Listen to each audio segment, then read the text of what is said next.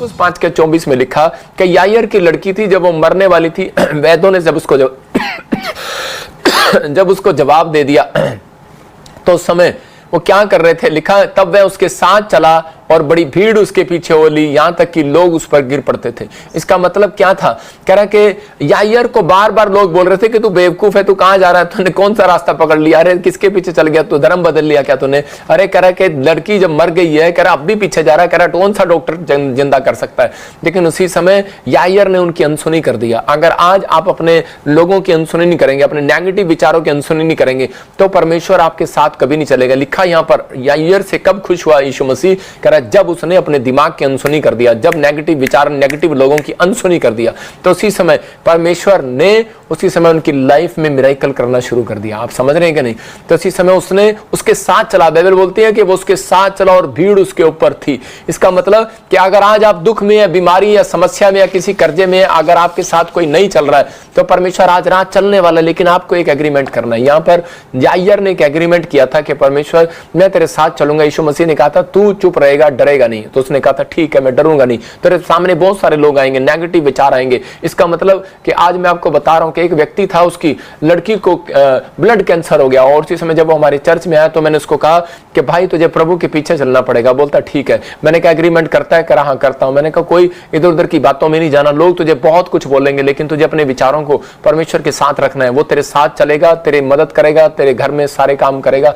और उसी समय जब उसने विश्वास किया तो उसकी लड़की ब्लड कैंसर से आजाद होगी। इसका मतलब यायर की लड़की भी उस समय जब चंगी हो गई, जब वो यीशु मसीह की बातों को, इंस्ट्रक्शन का पालन करने लगा। तो पवित्र आत्मा आप लोगों के जीवन में काम करना चाहता है, लेकिन वो देख रहा था यीशु मसीह अब ये किसके इशारे पर चलेगा। लोग उसको इशारा करते, इधर चल, इधर मत चल, यीशु मसीह के पीछे मत चल, गलत जा रहा तू रास्ते पर। आज हो सकता है आपके जीवन में भी ऐसा रहा हो, आप ही के कजन आपको बोल रहे हो, लेकिन आज अपने पड़ोसी को पूछो तो किसके इशारे पर चलेगा। खासकर आदमी तो पत्नी के इशारे पर चलेगा, क्योंकि आजकल बहुत सारे लोग अपनी पत्नी के इशारे पर चलते हैं। ऐसे करती है, इशारे पर चलते हैं आजकल लोग। हम नहीं चलते भाई साहब किसी के इशारे पे, तो हम तो ये बता रहे हम तो खुदा के इशारे पर चलते हैं। आज हो सकता है आप अपने बॉस के इशारे पर चल रहे हो, अच्छी बात है आप किसी के इशारे पर चल रहे हैं, लेकिन कुछ लोग कह रहे कि अगर आज ये इशारे को छोड़कर यीशु के इशारे पर चलेंगे, मैं कह रहा हूं आज तरक्की उनके कदमों को चूमेगी यीशु मसीह के नाम में। हो सकता है आपका बच्चा जेल में हो, कह रहा है कि बीमारी में हो, या पुलिस उठाकर ले गई हो, कोई प्रॉब्लम ऐसी आ गई हो और आपकी मदद करने वाला कोई ना हो, लेकिन मैं आज उन लोगों ने भविष्यवाणी कर रहा हूं कि आज कोई आपके साथ चले ना चले, अगर आप हाथ उठाकर ये कह रहे हैं कि परमेश्वर मैं विश्वास से तेरे पीछे चलूंगा, दूसरा कि मैं बदी के रास्ते पर नहीं चलूंगा, तीसरा कि यीशु मसीह मैं तेरे दिखाए रास्ते पर चलूंगा, इंस्ट्रक्शन का पालन करूंगा, मैं कह रहा हूं कि आज रात आपकी मदद करने के लिए एक हाथ आएगा, आपके साथ चलेंगे, आपके साथ कुछ पैर चलते हुए नजर आएंगे, आपकी मुसीबतों में वो पैर नजर आएंगे, आप जहां खड़े होंगे वहां यीशु मसीह खड़ा होगा आपके साथ यीशु मसीह के नाम में। एक लड़का सुसाइड करने के लिए जा रहा था और उसी समय रेगिस्तान में, और उसी समय जब वो जा रहा था तो उसी समय जब वो नदी के पास पहुंचता है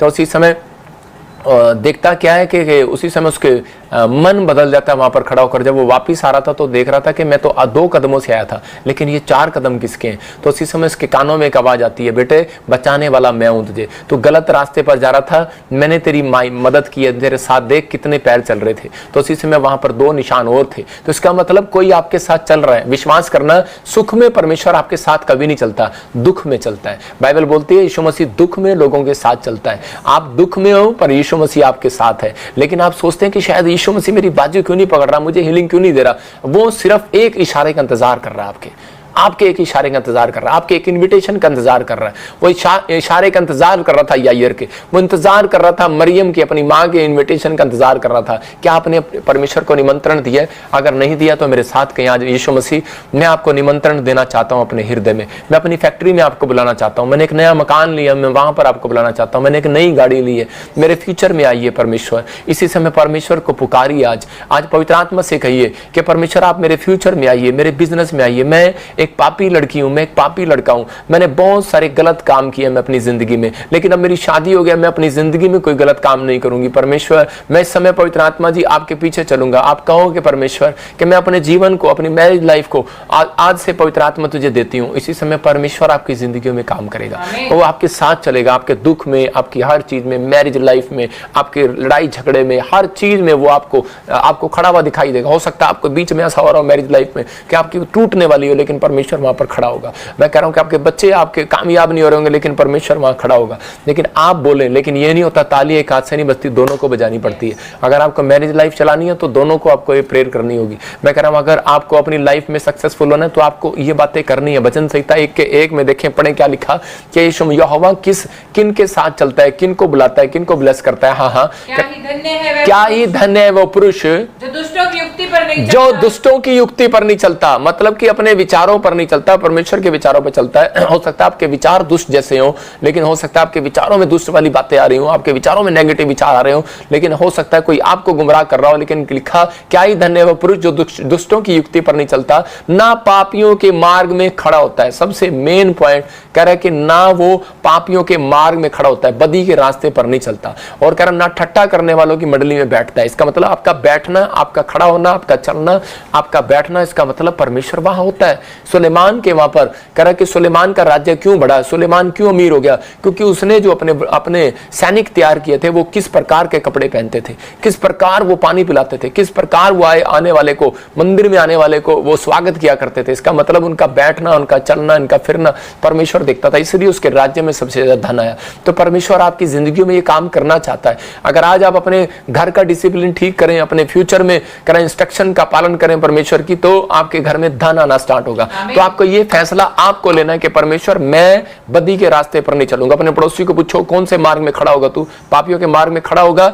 अरे आदमी नहीं जानते, आजकल की तो तितलियां भी जानती है। मतलब देखा आपने, एक तितली की स्टोरी पढ़ रहा था, मेरी दादी मुझे सुनाती थी, कह रही तितली उड़ी, बस में चढ़ी, कंडक्टर ने कहा आजा मेरे पास, और तितली कहती हट बदमाश। मतलब इसका मतलब क्या हो, देखो तितली, आप फोटो देख रहे हैं, कंडक्टर कह रहा आजा मेरे पास, तो उसी समय वो कह रहे चरी हट बदमाश। इसका मतलब कह रहा तितली को भी पता है कि मुझे कहाँ खड़े होना है, कहाँ नहीं बैठना है, क्या करना है। आदमी को नहीं पता कहाँ बैठना है, कहाँ करना है, क्या करना है। तो इसका मतलब आप जहाँ बैठ रहे हैं, जहाँ उठ रहे हैं, आप अपने अंदर इन बातों का ध्यान रखें, परमेश्वर आपकी जिंदगियों में काम करेगा। हो सकता है कह रहा आप काम कर रहे हो। एक बार ऐसे ही एक लड़की थी और वो कंप्यूटर में इंजीनियर थी और वो काम करती थी लड़के लड़कियों के साथ।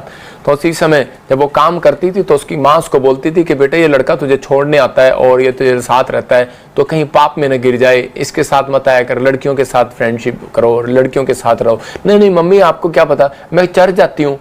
तितली है नहीं है, वो तितली की तरह बातें कर रही है, लेकिन कह रही है कि मैं चढ़ जाती हूँ। और एक दिन क्या हुआ, पाप में गिर गई। इसका मतलब कि उसने अपने फ्यूचर को गिरा लिया, खत्म कर दिया। मैं कह रहा हूं कि अगर ऐसी कोई बात होती है तो आप शादी कर लो, लेकिन